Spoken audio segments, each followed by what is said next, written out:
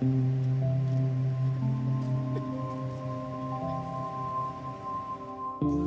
right. Follow the marshals.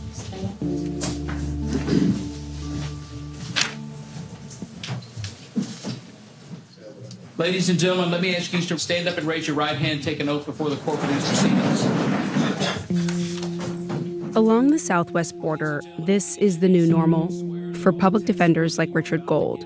Courtrooms filled with defendants charged with improperly entering the United States. Each is ready to enter pleas of guilty and proceed to sentencing today, Judge. Men and women with chains around their ankles and waists, waiting to be prosecuted. The room is humid as they sit in the very same clothes they were apprehended in. Please be seated. Everyone is under oath for the record. I hate seeing people in shackles. I mean, especially somebody with no criminal history, no immigration history. It's hard to look at it. The reason for the increase, Jeff Sessions' zero tolerance policy. If you cross the border unlawfully, then we will prosecute you.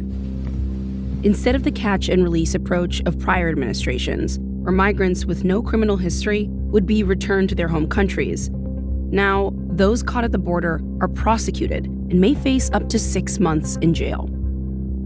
The shift has dramatically upped the workload for attorneys and jammed criminal courtrooms. In recent weeks, how has your work changed? It's kind of an all-hands-on-deck situation every time. I mean, we had been accustomed to handling caseload in the 30s and sometimes in the 40s. And what are you looking at now? Between 70 and 75 in the morning, and then up to another 70 to 75 in the afternoon. Vice News obtained audio from one of these hearings.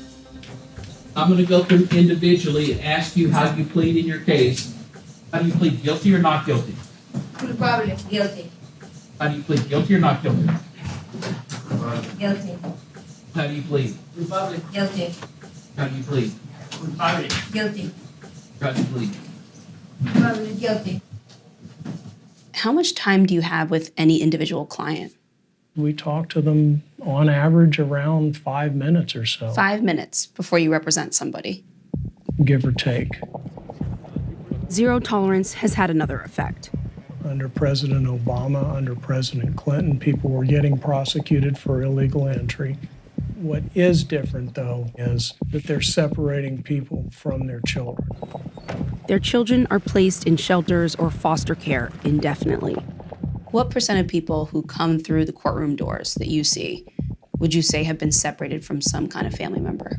The percentages are somewhere between 20 and 30%. It's a gigantic proportion. Certainly, I don't remember people routinely saying they've been separated from their children and what's going to happen to my family. According to Customs and Border Patrol, almost 700 children were separated from their parents in just the first 2 weeks of the policy.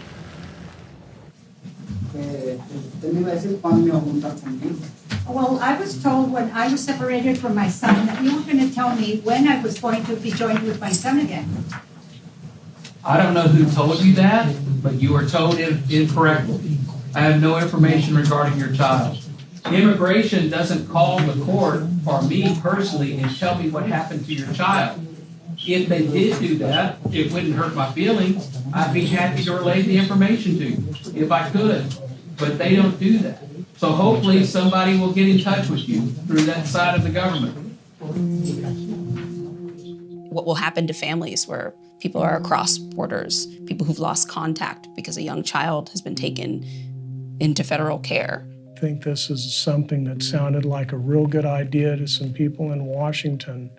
I understand that they're separating these people from their children as a means of deterring future people from considering the possibility of bringing these kids with them. But the bottom line is, when you've got a child whose life is in danger and you decide to go to a place that you think is safer, I think it's very hard for us to judge them for what they're doing because we're not in their shoes. I